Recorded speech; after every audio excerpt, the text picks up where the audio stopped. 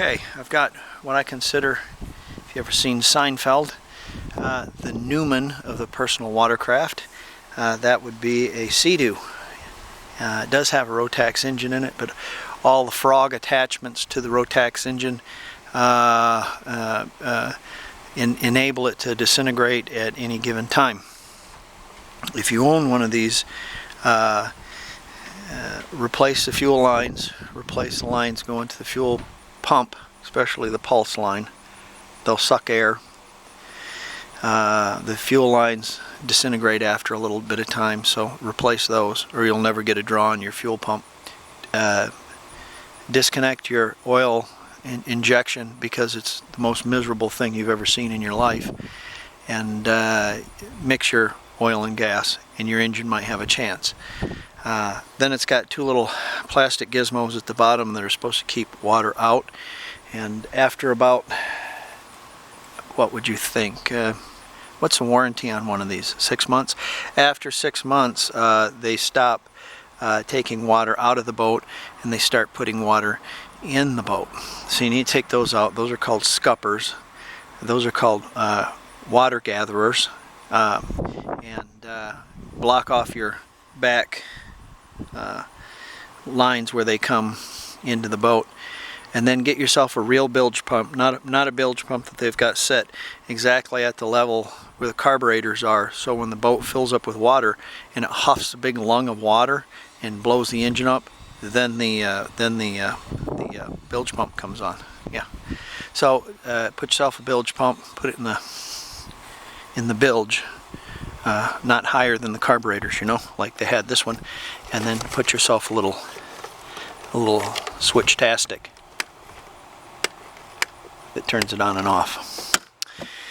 Alright, because this is a 1-liter 2-stroke engine, I've got 3 big fat cans of gas to go in it, and you'll be able to run it for about 15 minutes on those on that 15 gallons. And I need to put my new sticker on too, I see. So Officer O'Malley in the FBI doesn't come out there and bust me. So let's get that in there, and we'll see that it doesn't start, because you know I haven't started it all season, so why should it? Okay, since this machine here runs on 40 to 1, or that's what I'm running at, 40 to 1, God only knows what it ran originally. Probably wide open it maybe ran 40 to 1, but then at idle it probably run 150 to 1. I don't know. It's just a fuel injection on that just sucked. So I opt to just mix 50 or 40 to 1, and so I use a ratio right cup. Yeah, you can use a quart jug, or a quart is fine, but you want to put a half a quart of oil and 5 gallons of gas, so 16 ounces of oil. There's a lot of satisfaction mixing your own gas, and there's a lot of satisfaction of the lovely smell of 2-stroke. So also, if you have these wacky ass environmentally friendly cans, what you can do is, this one is an old one, and it did have an actual breather. But I bought these nozzles online, and these nozzles online, they're just absolutely huge. And you can dump one of these cans in 30 seconds. And I went down to the hardware store or whatever, and I got myself a valve stem for that kind of tire. You know, the big ones that screw in. And I just punched myself a 1/4-inch hole in there, screwed it in there, took the valve stem out, and Bob's your uncle, you got yourself a breather.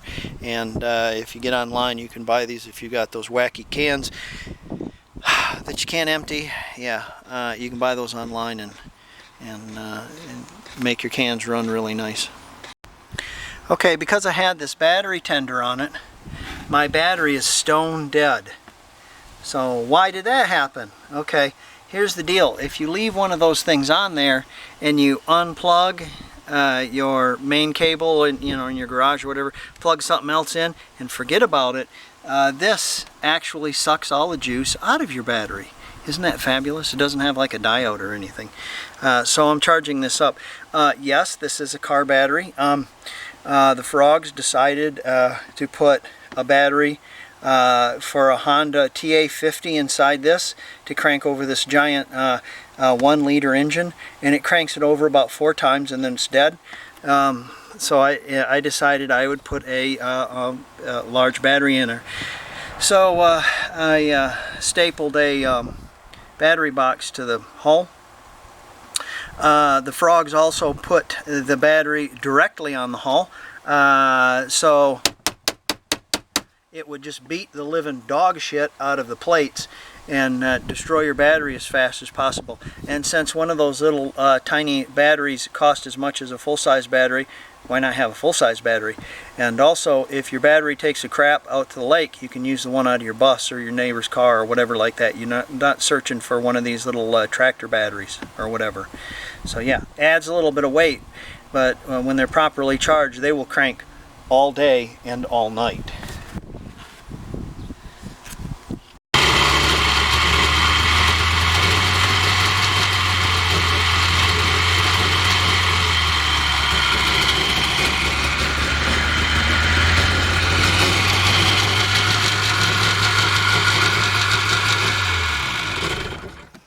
We know she runs. All that rattly noise, that's the wonderful drive in the back. It's not the propeller or the drive, it's the it's all this gizmo back here. Shaking around and stuff. Makes a lot of noise. Till you get it in water. You get it in water and it doesn't make any noise. Yeah, there you go. Okay. Well, we're going to let that charge up and see if that doesn't work.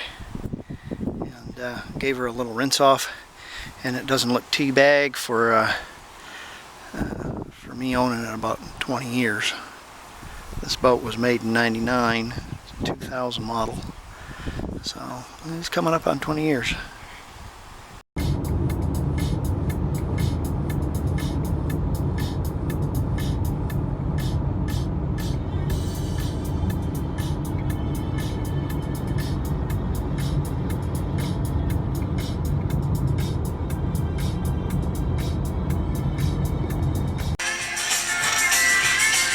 Well, this is the fabulous motorhome, and it's the evening, and what we got going on here is a wonderful Oklahoma night, and a beautiful sunset, just fabulous.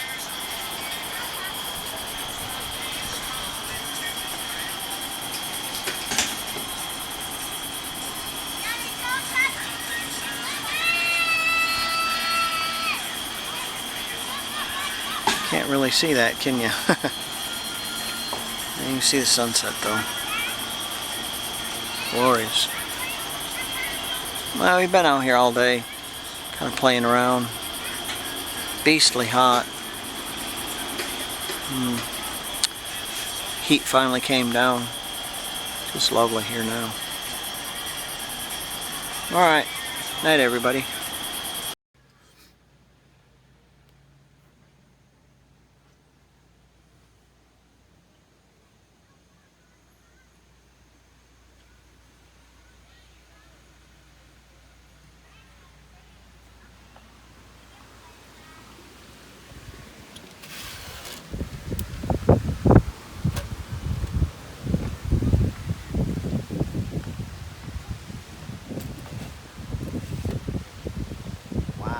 Windy out.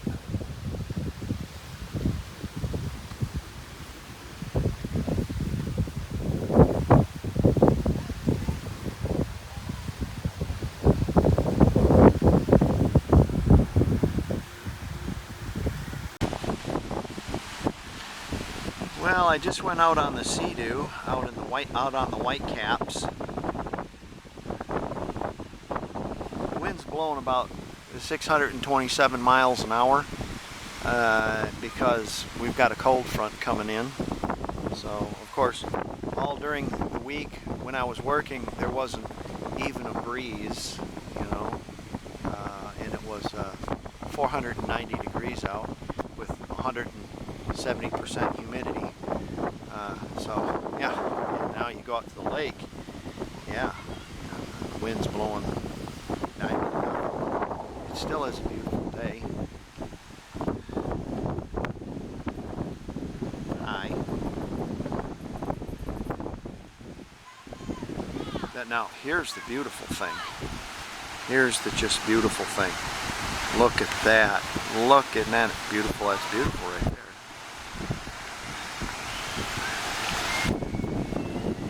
But it is a beautiful day. Uh-oh. It's like somebody's dead.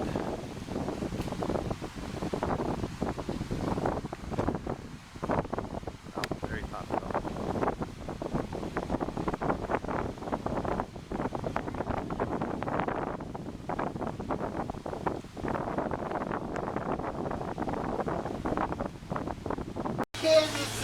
Fucking sideline.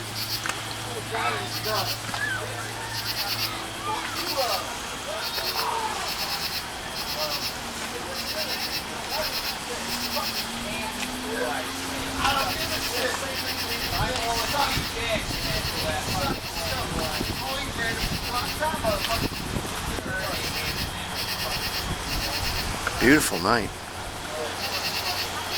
Here, you video me and I'll video you. There, how about that?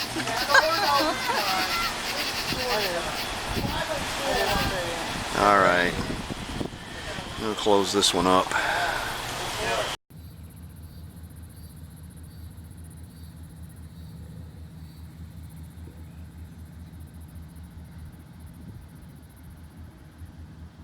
Have you checked the shitters lately, honey?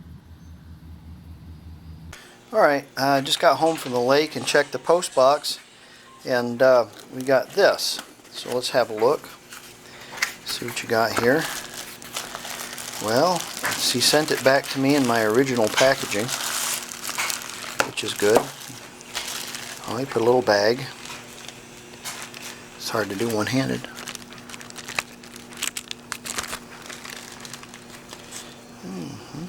Okay.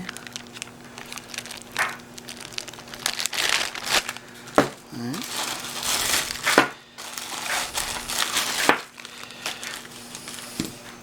This, I think I turned this back into him Tuesday, and I got it Friday or something. It was really, really quick. Really quick, really quick. So I gave him my lock, and there was no shenanigans, it looks like. It looks like my lock.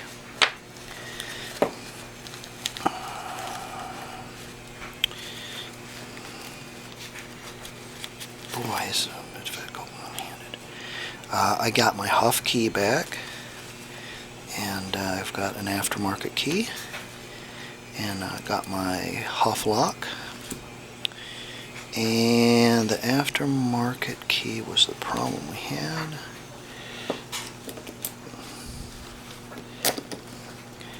And look at that, works fine. Beautiful. Okay, we got that going on. Great, got that back. And we have this. I had to get on the fast track, so I hired another person.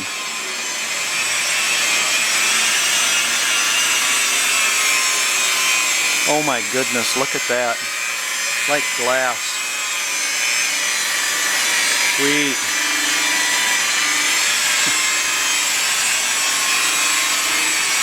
Okay, well, she's getting buff.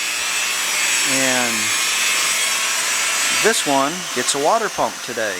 Alright. While I'm doing this water pump, I wanted to show you these pieces. There's 3 or 4 of these, and they have separate little hoses going, and then going to another hose, and then going to another one of these things. And I can see in the salt belt where these would just rot in half. And I can't think of anything other than planned obsolescence for this, because all they would have to do is just take regular heater hose, just 2 pieces of heater hose, and wrap a little, little metal tab around it that's rubber covered with a hole in it, just as a hanger, and put a screw into the frame, just so it's just hanging there. Why the hell do you need these? Why do you need 6 of these to rot all out? I don't get it. And then in the block, they screwed a battery into it, which is great. Good idea.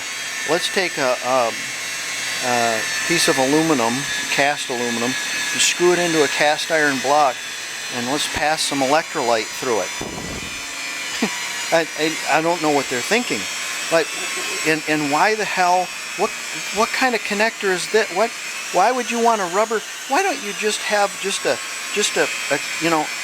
piece of iron plug in there with a serrated deal and the hose going on there and a clamp on it? Done.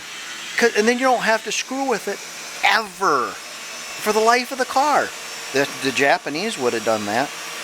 Not General Motors though. Good God! Look, this is people trying to outthink each other or something. This is 2 people who are designers, 6 people who are designing the car, who don't like each other and aren't talking. That's what this is. Good God. Okay, let's get the water pump on there. Okay, there she is. I put a little spray paint on it so when I open my hood I don't have to look at a rusty water pump. Also, the transmission fluid was broken, so I put a little spot of weld on it. The oil fluid filler wasn't on the bolt. It was moving around. This is couldn't find this plastic piece, and Abner had taken some baling wire and bailed that around there. What's nice about Chevrolet is the shrouds. I guess that day the designers were talking to each other, I guess, and they yeah. So they made the shroud 2 pieces so you could actually service this without pulling the front of the van off. Great. Because this is a General Motors vehicle, nowhere on it is a schematic for the belt, how the belt goes. So before you take the belt off, make sure you write up a schematic, because why would you have a schematic for your belt? You don't need that. Nah. That car has it on it though. Japanese. Okay. Put a new belt on it also. The belt wasn't really bad, but I put a belt on it anyways. The water pump wasn't leaking, but I put a water pump on it anyways because I already know what's going to happen if I run this. The seal will take a crap in it and it'll start peeing water out of it. Okay. Let's see how he's doing on his Volkswagen. Oh my goodness, look at that. It's like some kind of miracle. You can see my bodywork in there. It's okay. Just a driver, Pretty. Look at that. Look at that gloss. Look at how pretty that is. Woo! Nice. Nice. Very nice. He's doing great work.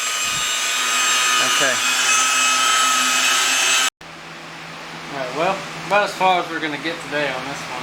It's got the trunk half buffed, quarter buffed, the door, the fender, all the hood.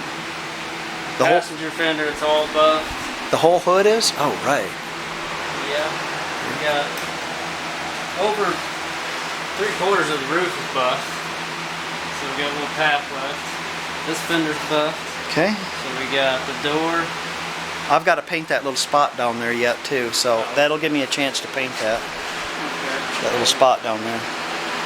We got just this of the door, and maybe to go back over some of the quarter in the door. And you got that much of the roof done. Great. That looks great. Looks good. And then the top trim of the door in the quarter. I gotta do that. I'm just happy to see the progress, Great. And then right here, but all this is good to go. Yeah. And we'll get, once you get it all cleaned up, we'll run some floor remover on it. Okay. Very good. Hey, all right. Thanks, Dalton. Yeah, no problem. All right. Well, I'm gonna hang this one up and put it around on the tube. And thanks for wrenching with me. And Dalton thanks you too. And we'll catch you on the next one. See you guys later. All right. Bye.